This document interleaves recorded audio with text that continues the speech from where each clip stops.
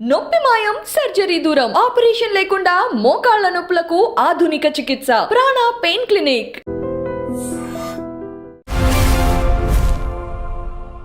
నమస్తే, welcome to I dream social spotlight with Kavitha. Konda Surekha వ్యాఖ్యల తర్వాత తెలుగు సినిమా పరిశ్రమ అంతా స్పందించింది. ఒక్కొక్కరుగా బయటికి వస్తూ ఆ వ్యాఖ్యల్ని ఖండించారు, సంఘీభావాన్ని ప్రకటించారు. అయితే కాంగ్రెస్ పార్టీ సరికొత్తగా ఇంకొక ప్రశ్న వేస్తోంది. ఫిల్మ్ ఇండస్ట్రీలో కాస్టింగ్ కౌచ్లు, మీటూ మూమెంట్లు వచ్చినప్పుడు ఇంత స్పందన ఎందుకు రాలేదు, ఇప్పుడు మాత్రమే మూకుమ్మడిగా ఎందుకు బయటికి వస్తున్నారు అనే మాట మాట్లాడుకుందాం. మనతో పాటుగా ఉన్నారు ఫిల్మ్ క్రిటిక్, సినీ రచయిత త్రిపురనేని చిట్టి గారు. చిట్టి గారు నమస్కారం అండి. సో ఒక సీరియస్ ప్రశ్న, ఒక ఇమ్మీడియట్గా స్పందించాల్సినటువంటి ఒక సమస్య తలెత్తింది. కొండా సురేఖ చేసినటువంటి వ్యాఖ్యలు, being a women, being a minister, తను ఇంకొకరి గురించి వ్యాఖ్యలు చేశారు, అందరూ ఖండించారు. చివరికి అన్యదా భావించకండి, బేషరతుగా నా మాటల్ని వ్యాఖ్యల్ని వెనక్కి తీసుకుంటున్నాను అని తను ఆ మాట చెప్పేశారు. అక్కినేని ఫ్యామిలీ స్పందించింది, ఆ తర్వాత ఒకరి తర్వాత ఒకరు అందరూ ఎందుకు స్పందిస్తున్నారు, ఎందుకని ఇప్పుడు బయటకు వస్తున్నారు అనే మాట. ఎందుకు వస్తున్నారు అని అంటే మామూలు విమర్శలు వేరు, మామూలు కమెంట్లు వేరు. ఇది ఒక వ్యక్తిత్వాన్ని, ఒక పర్సనాలిటీని, ఒక హెరిడిటరీ ఉన్న ఒక ఫ్యామిలీ, ఒక బ్యాగ్ అంత అక్కినేని లాంటి ఫ్యామిలీ, అతన్ని ఒక పింపుతోటి పోల్చుట, అది అసలు ఆలోచనే ఒక నీచ నికృష్ట భ్రష్టపు ఆలోచన. ఒక ఆడదానిగా అలాంటి ఆ మాట రావటమే ఆ చిల్లర భాష, చిల్లరతనం. అలాంటి చిల్లర బతుకుల్లో ఉండే వాళ్ళకే అలాంటి మాటలు వస్తాయి. అలాంటి అనుభవాలు, వాళ్ళ జీవితాల్లో అలాంటి అనుభవాలు ఉండబట్టే ఇలాంటి మాటలు వస్తాయి. అది ఖచ్చితంగా. అందుకని దీన్ని ఏమంటారంటే, దీన్ని ఆవిడ మాటలు ఆ వాచాలత్వం కాదు, మురుగునీటిలో పాకులాడే పురుగుల సవ్వడి ఉంటుంది, అది ఆ అమ్మాయి మాటల సవ్వడి. అది అసహ్యంగా మాట్లాడటం. తర్వాత దానికి ఏదో మీ దగ్గర లేదా మరి నీవు మాట్లాడిన దాంట్లో నువ్వు ఒక్కదానికి ఆధారం మాట్లాడు, విమర్శించు, నువ్వు పొలిటికల్గా విమర్శించు, నీకు దీటైన సమాధానం కేటీఆర్ చెప్తాడు. నువ్వు ఈ నిరాధారమైన బూతు మాటలు ఆయన ఎవరికి నేర్పాడమ్మా? ఆయన డ్రగ్స్ అలవాటు చేశాడట. ఎవరికి చెప్పారు? నువ్వు ఎవరు నీ దగ్గరకు చెప్పారా? నువ్వు చూసావా? నువ్వు ఆయన ఇంట్లోకి తొంగి చూసావా? కట్టెన్ చాటు నుంచి చూసావా? కిటికీలోంచి తొంగి చూసావా? లేకపోతే రహస్య కెమెరాలు పెట్టావా? ఇళ్లలో తొంగి చూడటం కూడా నీకు అలవాటు ఉందా? అలాంటి దౌర్భాగ్యపు లక్షణం కూడా ఉందా? ఏ ఆధారం ఉండి మాట్లాడుతున్నాను? ఏ ఆధారం ఉండి మాట్లాడుతున్నావు? వాళ్ళిద్దరూ విడిపోవటానికి కేటీఆర్ కాడ ఎవరు చెప్పారు నీకు? చేతు చెప్పాడా నీకు?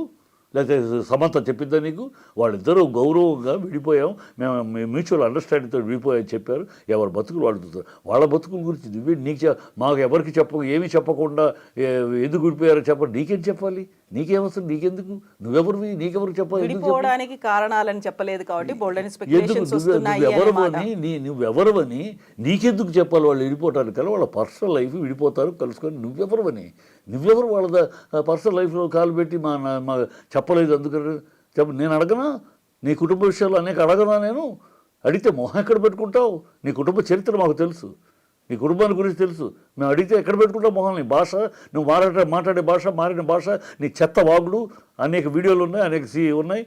కాకపోతే మీ నాన్నగారి మీద ఉన్న గౌరవం, మా నాన్నగారు మిమ్మల్ని గురించి చెప్పిన మాటలు గౌరవం, నిన్ను గురించి, సీతక్కన్న గురించి, గీతారెడ్డి గారి గురించి, మిమ్మల్ని గురించి మా నాన్నగారు అనేక సందర్భాల్లో ఆడ నాయకులు, ఆడ లీడర్స్ అన్నప్పుడు మన గురించి చెప్పిన గౌరవం కొద్దీ, ఆ గౌరవం కొద్దీ మాట్లాడితే నీకన్నా ఎక్కువ నిన్ను రోడ్డు మీద ఉన్నప్పుడు తల ఎత్తడానికి కూడా వీళ్ళని సిగ్గుపడేలా మాట్లాడగలవు. ఏం మాట్లాడతాను? ఎవరో హీరోయిన్లంట ఈయన దాడికి భరించలేక వృత్తి వదిలేసి పెళ్లి చేసుకున్నారు. ఎవరు చెప్పి? ఏ హీరోయిన్ వచ్చింది నీ దగ్గర వాపోయింది? ఏ హీరోయిన్ ఓదార్చావు నువ్వు? ఏ హీరోయిన్ చెప్పింది? నీ దగ్గరికి మా హీరోయిన్లు రారు. మా సినిమా ఫీల్డ్కి మీకన్నా మీలాంటి క్యారెక్టర్లెస్ మనుషుల దగ్గరికి, మీలాంటి నీతి రీతి లేని మనుషులకి, ఏ ఎండక గొడుగు పట్టే మీ మనుషులకి, ఎప్పుడుకైతే ఏ కండువా మారుస్తారో, ఏ జెండా పట్టుకుంటారో తెలియని మీలాంటి మనుషులకి దగ్గర మేము న్యాయం కోసం మా వాళ్ళు రారు. మాకు ఒక కమిటీ ఉంది, మాకు ఒక ఛాంబర్ ఉంది, మా వాళ్ళు ఏదైనా ఉంటే మా దగ్గరికి వస్తారు, నేను చూసుకుంటాను. మీలాంటి క్యారెక్టర్లెస్ మనుషుల దగ్గరికి మీరు క్యారెక్టర్లా? మీరు పొలిటికల్లో ఉండి మీరు మురుగుగుట్టలో పురుగులు. అయితే ఇక్కడ మీ దగ్గరికి వచ్చి మేము వచ్చామా? వచ్చింది చెప్పు, ఒక్క సాక్ష్యం చెప్పానమ్మా. ఆవిడ చెప్పిన ఆరోపణలో ఒక్క సాక్ష్యం, ఇదిగో నేను మంత్రిగా చెప్తాను, this is the authority, I have evidence. అందుకు ఈ ఎవిడెన్స్ ఒకటి చెప్తాను చెప్పండి. I will salute her and ఆవిడ తీసుకెళ్ళి ఆవిడ ముద్ద కేటీఆర్ నిలదీసి అడుగుతాను, ఏం కేటీఆర్ గారు మీ మీద ఎంతో గౌరవం ఉంది మా లాంటి వాళ్ళకి, ఏంటి ఈ తప్పు చేశారని అడుగుతారు. ఛాలెంజ్ మీ మూలంగా ఛాలెంజ్ బస్తీ మీద వాళ్ళు ఒక్కటే సాక్ష్యం చెప్పమని. సాక్ష్యాలు ఆధారాలు లేకుండా అడ్డమగోలు మాటలు, అరాచక మాటలు, అసహ్య మాటలు, జిగుత్సాకరమైన మాటలు, బుద్ధి జ్ఞానం లేదు, కడుపు అన్నం తిరిగి కడుపు గడ్డి తినే మాటలు మాట్లాడతారా?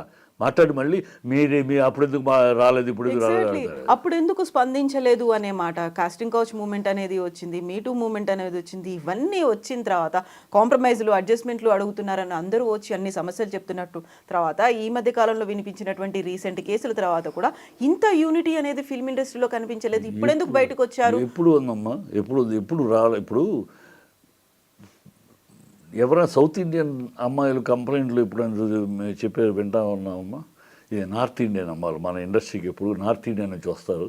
వాళ్ళు ఏంటంటే ఇక్కడికి వచ్చి ఏదో స్టార్ అయిపోతాము అనుకుంటారు. స్టార్ అయిన వాళ్ళమే ఇక్కడికి వచ్చి స్టార్ అయిన వాళ్ళు గౌరవంగానే మాట్లాడతారు. ఈ స్టార్ కాలేక ఫెయిల్యూర్ అవుతారు చూడండి. ఈ ఫెయిల్యూర్ నార్త్ ఇండియా నుంచి వస్తారు, ఇక్కడ వీళ్ళ నెత్తిని పెట్టేసుకుంటారు. వీళ్ళ స్టార్ కాలేకపోయాము కనుక దానికి ఇలాంటి ఏదో అపవాదులు వేస్తారు. దేనికి సాక్ష్యాలు ఉండవు, దేనికి సాక్ష్యాలు. ఇప్పుడు అమ్మాయి త్రివిక్రమ్ మీద ఇచ్చింది, ఇప్పటికి కమిటీ అనేక సార్లు పిలిచింది అమ్మాయిని. మనం ఏదో పేపర్ మీద ఇన్ఫర్మేషన్ రాసిస్తే వీ కెనాట్ టేక్ యాక్షన్ కదా. You please come and tell us ఏం జరిగింది, ఎప్పుడు జరిగింది చెప్పు, దాని మీద వీ విల్ గో అహెడ్ అంటే రాదు. 3 నెలలకు ఒకసారి ట్విట్టర్లో అలా ఒకటి వేసేస్తుంది, మళ్ళీ మిస్సింగ్, హిట్ అండ్ రన్. మీరు నమ్మి మిమ్మల్ని నమ్మి మీరు రారు, కానీ మేము వెంటేసుకుని తిరగాల. రకుల్ ప్రీత్ సింగ్ అంటది ఈ అమ్మాయి. రకుల్ ప్రీత్ సింగ్ని కేటీఆర్ పిలిచాడట. రకుల్ ప్రీత్ సింగ్ అప్పుడు అమ్మాయి మీద డ్రగ్స్ ప్రాబ్లం వచ్చిన నువ్వు ఆయన ఒక president, party president, deputy chief మినిస్టర్గా ఉన్నాడు. ఎవరైనా సరే ఆ పదవిలో ఉన్న పొజిషన్లో ఉన్నారు కనుక తన కష్టాన్ని, తనకు వచ్చిన ప్రాబ్లమ్ని చెప్పుకోవడానికి వెళ్తారు. వెళితే బెడ్కి వెళ్ళిపోయినట్టే, మాట్లాడటకెళ్తే బిడ్డలోకి వెళ్ళిపోయినట్టే. అమ్మ సురేఖ, నువ్వు రోజుకు అనేక మొగాళ్ళని కలుస్తూ ఉంటావమ్మా. అనేక మందిని చాంబూర్లో ఒంటరిగా మొగాడు ఉన్నప్పుడు వెళ్ళి కలిసి వస్తావు. అంటే నువ్వు వెళ్ళి పడుకుని వచ్చావని చెప్పనా అన్నాను. ఆ రోజు ఇది ఎన్ కన్వెన్షన్ కూల్చకపోవటానికి కారణం ఈ అమ్మాయితోటి సమంత అని అన్నావు. నేను కౌంటర్ తిరిగి అడుగుతాను. ఇవాళ రేవంత్ రెడ్డి కూల్చింది ఎవరు పంపిస్తే, ఎవరు రాలేదని కూల్చాడు? నువ్వు ఎవరిని పంపించాలని ఏర్పాటు చేసావు? ఆయన రాలేదని కూల్చాడు, ఆ కోపంతో కూల్చాడా ఇవాళ రేవంత్ రెడ్డి? నువ్వు ఆ రోజు మాట్లాడి తిరిగి నిన్నే అడిగితే ఎక్కడ పెట్టుకుంటావు మొహం? నువ్వు ఎక్కడ పెట్టుకుంటావు? నువ్వు అన్నావు కదా అమ్మాయి కోసం అని కూల్చేశాడట, అమ్మాయిని వదిలేశాడట అమ్మాయి కోసం అని కేటీఆర్. అమ్మాయి కోసం కేటీఆర్ వదిలేసి ఇప్పుడు అమ్మాయి రాలేదని నువ్వు కూర్చావా? ఇదేమాట నీకు వర్తిస్తుంది కదా. నోటికి ఏమొస్తాయి, లాజిక్ ఏం మాట్లాడితే ఏమొస్తాయి, ఎదుటోళ్ళు ఎలా స్పందిస్తారు, ఏమిటి? నీతి నిజాయితీ కావాలి, నీతి రీతి కావాలి. ఊరినే రాజకీయాల్లో ఉన్నాం కనుక, ఏదో పదవుల్లో కూర్చున్నాం కనుక నొట్టికొచ్చినా మాట్లాడితే సజావుగా ఉండదు, గౌరవంగా ఉండదు. ఆ అమ్మాయికి తన గౌరవాన్ని ఇప్పటికైనా సరే, ఇది తన మీద వాళ్ళ నాన్నగారి మీద ఉన్న గౌరవం ఇప్పటికైనా సురేఖకు చెప్తున్నా, నువ్వు ఇప్పటికైనా బుద్ధి తెచ్చుకుని క్షమాపణ చెప్పి, ఏదో ఒక వంకరతనంగా ఏదో ఒక క్షమాపణ చెప్పేశాను అని ఓవరాల్గా అలా ఒక తప్పు అయితే వాళ్ళు బాధపడితే, ఈ ఇఫ్లు బట్టలు ఇంగ్లీష్ లాంగ్వేజ్లో ఉంటాయి, ఇఫ్ దే గాట్ హర్ట్, ఆ ఇఫ్లు బట్టలు వద్దు. నిజాయితీగా చెప్పు క్షమాపణ. ఒక సమంతకి చెప్తే సరిపోదమ్మా, నువ్వు కేటీఆర్కి చెప్పాలి. ఒక సమంతకి వాళ్ళకి చెప్తే కేటీఆర్కి చెప్పాలి. కేటీఆర్ నువ్వు రాజకీయంగా మాట్లాడేదానికి ఎవడు అడగడు. కాబట్టి నువ్వు ఏమైనా మాట్లాడు, నీ ఇష్టం. రాజకీయాలుగా దౌర్భాగ్యపు రాజకీయాలు కనుక ఎవరైనా ఏమైనా మాట్లాడు.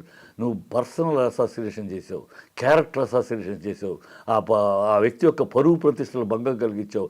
ఆధారాలు లేకుండా నువ్వు ఆధారాలతోటి ఏదైనా చెప్పు, ఆధారాలు లేకుండా అర్ధరహితమైన ఆరోపణలతోటి కలిగించావు. దానికి బేషరతుగా సమాధానం చెప్పు. నీ పదవికి నిన్నెవరో పైన తోసేయకుండా, నిన్ను తీసేయాల్సిన పరిస్థితి రాకుండా, తొలగించాల్సిన అవసరం రాకుండా, నీకు బుద్ధి జ్ఞానం ఉంటే, మనిషివైతే మనిషిగా ఆలోచించు. నువ్వు నీ పదవికి స్వచ్ఛందంగా నువ్వు రాజీనామా చెయ్యి. అప్పుడు నీ గౌరవం మిగలబడుతుంది, నీ పార్టీ గౌరవం కూడా కాపాడబడుతుంది. నువ్వు స్వచ్ఛందంగా ఎవరో రేపు 10 మంది ఇది పెరుగుద్ది, నిన్ను వదిలిపెట్టు, సమాజం వదిలిపెట్టదు. ఏ ఆడపిల్ల వదిలిపెట్టు, నువ్వు ఎక్కడికి వెళ్ళినా ఆడపిల్లలు నిలదీస్తారు నిన్ను. ఎక్కడికి వెళ్ళినా సమాజం నిలదీస్తుంది, మీడియా నిలదీస్తుంది, ఎక్కడికి వెళ్ళినా ఈ ప్రశ్న నేను వెంటాడుతూనే ఉంటుంది. కనుక నేను ప్రక్షాళన చేసుకో, నీ అంతట నువ్వు స్వచ్ఛందంగా నేను చేసిన తప్పుకి పదవి నుంచి విరమిస్తున్నాను అని చెప్పు. ప్రజల్లో ఒక మార్పు వస్తుంది. పోనీ పాపం మాట్లాడింది కానీ పదవి కూడా రాజీనామా చేసింది కదా, అప్పుడు మళ్ళీ నీ మీద కాస్త సానుభూతి, నీ మీద ఉన్న దుష్ట ఇది పోతుంది. అది చెయ్యి, పార్టీకి కూడా మంచి. అదే గెంటించుకోబడతావు, కోర్టులో నిలబెట్టబడతావు, కోర్టులో పరువు పోగొట్టుకుంటావు. నీ అధినాయకుడు రాహుల్ గాంధీ లాగా సారీ చెప్పను సారీ చెప్పి 3 సార్లు చెప్పాడు, 3 సార్లు కోర్టుల దగ్గర 3 సార్లు చెప్పాడు. ఇలాంటి వాగుళ్ళు వాగే. కనుక ఆయనలాగా నేను చెప్పాను కోర్టు దగ్గరికి వెళ్ళి బగ్గపడవాక బుద్ధిగా ఇప్పుడే నువ్వు క్షమాపణ చెప్పేసుకుని పదవి నుంచి రిజైన్ చేయి. మళ్ళీ భగవంతుడు మళ్ళీ అవకాశం ఇస్తాడు నీకు మంచి జీవితం గడపడానికి. చిట్టి గారు, ఇప్పుడు ఆర్జీవీతో పాటుగా మరికొంతమంది ప్రముఖులు సమంతకు కాదు సారీ చెప్పాల్సింది, ఇప్పుడు entire Akkineni family, entire Akkineni legacy ఉంది అక్కడ. నాగార్జునకి చెప్పాలి, నాగచైతన్యకి చెప్పాలి, వాళ్ళని కదా అంత క్రూరంగా చిత్రీకరించింది అనే ఒక మాట. ఆర్జీవీ ఏంటంటే, ఆర్జీవీ ఏదో తను చెప్పాలి, అందరూ స్పందిస్తున్నారు, నేను స్పందించకపోతే బాగోదు, కనుక స్పందించినట్టు అటు ఇటు కాకుండా చెప్పాడు. అటు ఇటు కాకుండా వాళ్ళకి సారీ చెప్పాలన్నాడు. మరి ఈ అమ్మాయికి అవసరం లేదంటే ఈ అమ్మాయి బాధితురాలు కాదు, ఈ అమ్మాయి తప్పు మాటలు కాదు, ఈ అమ్మాయిని వాడబోయారు అది అంటే అసలు అమ్మాయిని ఒక వస్తువు కింద మాట్లాడిన మాటలు కావు. అది అమ్మాయికి ఇలా తప్పుగా నిన్ను ఒక వస్తువు కింద మాట్లాడి వాడుకోపోయారు, అది చేయబోయారు, అందుకనే ఈయన మాట్లాడి తప్పమ్మా, నేను ఈ ఆర్గ్యుమెంట్లోకి ఆ పని వాళ్ళ మీద నిందలేసేటప్పుడు వాళ్ళని క్రిటిసైజ్ చేయడానికి నీ పేరు వాడుకుని నేను వాడుకుని తప్పు చేశాను అని అమ్మాయికి చెప్పాలి కదా. ఆ అమ్మాయి ఆడజీవితం. మొగాడు పింప్ అన్నాడు కనుక మొగాడు వ్యక్తిత్వం దెబ్బతింది అనేది మాట. ఆడపిల్లకి అది కాదు కదమ్మా. అసలు ఎక్కడికి వెళ్ళిపోయి జనాల్లో ఎక్కడికి పోయి ఏమో సమంత అలాంటిదేనేమో, సమంతను అలాగే తిరుగుద్దేమో, అలాగే తిప్పుతారేమో అనే మా బాటలో వచ్చేసి నీ సందేహం జనాల్లో ట్విట్టర్లో వస్తుంది. సమంత అలాంటిదే, ఎవడో వీడు చూసినట్టు. అంటే ఒక హీరోయిన్ అంటే పడక గదులుకి తిరిగేదా హీరోయిన్? అందుకే హీరోయిన్ అలా రారమ్మా, అలా కారు హీరోయిన్లు, అలా కారు. ఒక్కొక్క వాళ్ళు ఎన్నో కష్టపడితే ఎంతో టాలెంట్ చూపించుకుంటే, అలనాటి సావిత్రి కాడి నుంచి, అలాంటి భానుమతి కాడి నుంచి, అలాంటి వాణిశ్రీ కాడి నుంచి చేసి ఎంతోమంది ఉన్నారమ్మా. వీళ్ళందరూ పడుకుని వచ్చారు. నేను సౌందర్యని ఇంట్రడ్యూస్ చేశా. సౌందర్య బెడ్ మీద పడుకుని హీరోయిన్ అయిందా? నా బిడ్డలాగా తిరిగింది. సో అలాగే చూసుకున్నాం, ఇండస్ట్రీ మొత్తం అలాగే చూసుకున్నారు. అమ్మాయి అలాగే బెడ్ మీద పడుకుని హీరోయిన్ అయిందా? హీరోయిన్లు అలా బెడ్ మీద పడుకునే వాళ్ళు హీరోయిన్లు ఎవరు? అలా అవకాశాలు. నేను హీరోయిన్ సెలెక్ట్ చేయాలంటే నా బెడ్ మీదకి వస్తుందా అని ఆలోచించనమ్మా. నేనే కదా ఈ డైరెక్టర్ నా బెడ్ మీదకి వస్తాయి అమ్మాయి అని ఆలోచించను.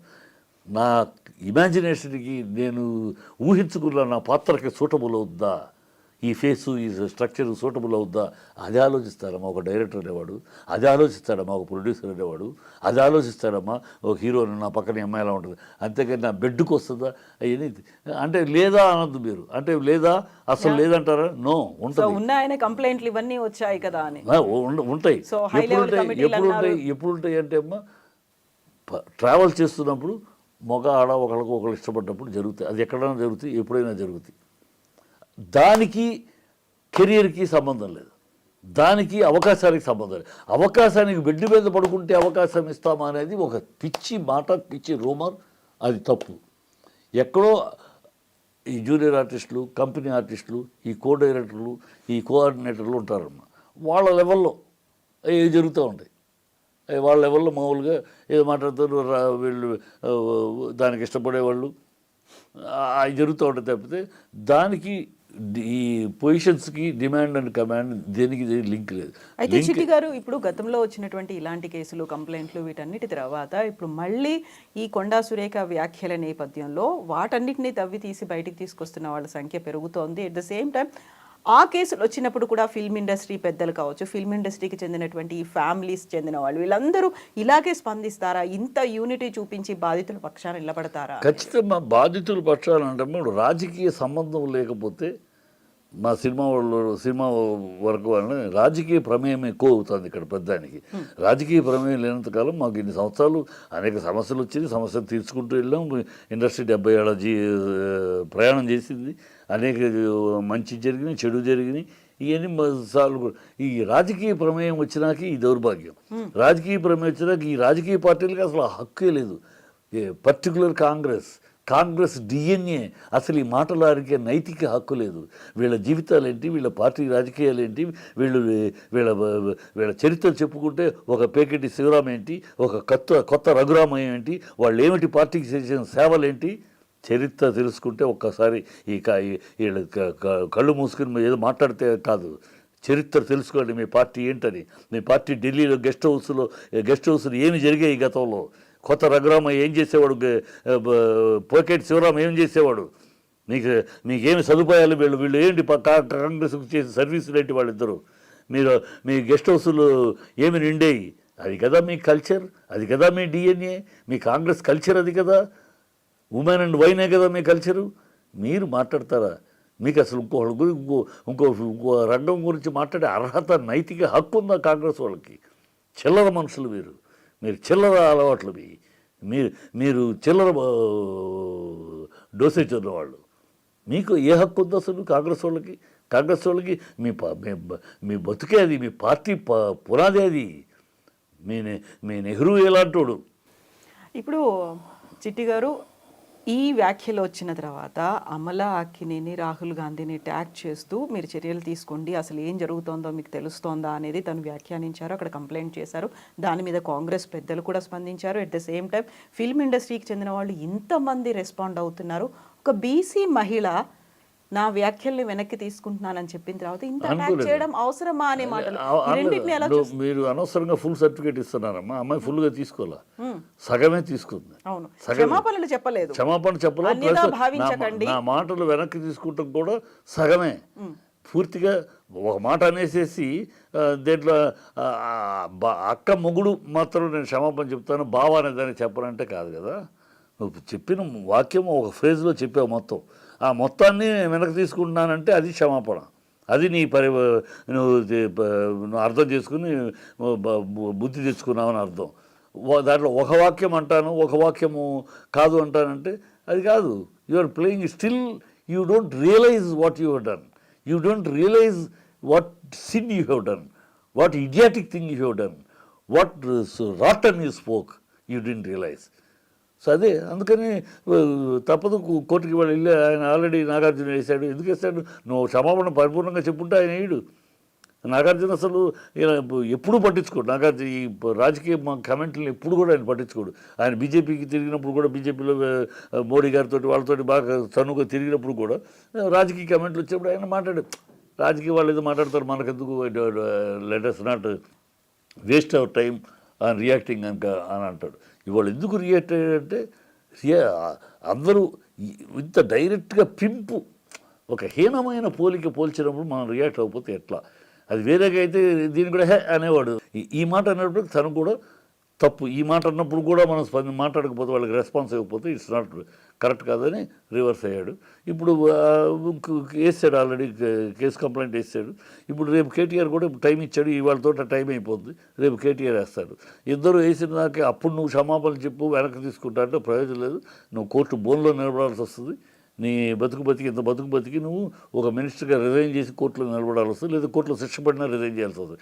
అందుకని నేను ఇవన్నీ, ఈ ఉపద్రవాల్ని, ఈ అవమానాలని, ఈ అసహ్యకరమైన సన్నివేశాలను ఫేస్ చేయకుండా ఉండాలంటే స్వచ్ఛందంగా రిజైన్ చేయి. స్వచ్ఛందంగా రిజైన్ చేసి, ఇఫ్ నాట్ మై ఇంటెన్షన్, నేను ఇంటెన్షనల్గా అనలేదు, బై మిస్టేక్ నోరు జారిద్దాను, లేదా అనుకోకుండా అనేసాను, ఏదో తొందరపడి మాట్లాడేశాను, I will take back the total scenario of that అని అన్నాం అనుకో, ఎస్ మేము చెప్తాం వెనక్కి తీసుకోమని. మలాంటాలో చెప్తే ఎందుకు అయిపోయింది కదా అమ్మాయి, వన్స్ ఫర్ ఆల్ అన్నీ వెనక్కి తీసుకున్నా, ఇక మనం ఇంకా ఆడపిల్లని వదిలేయండి అని అంటాం.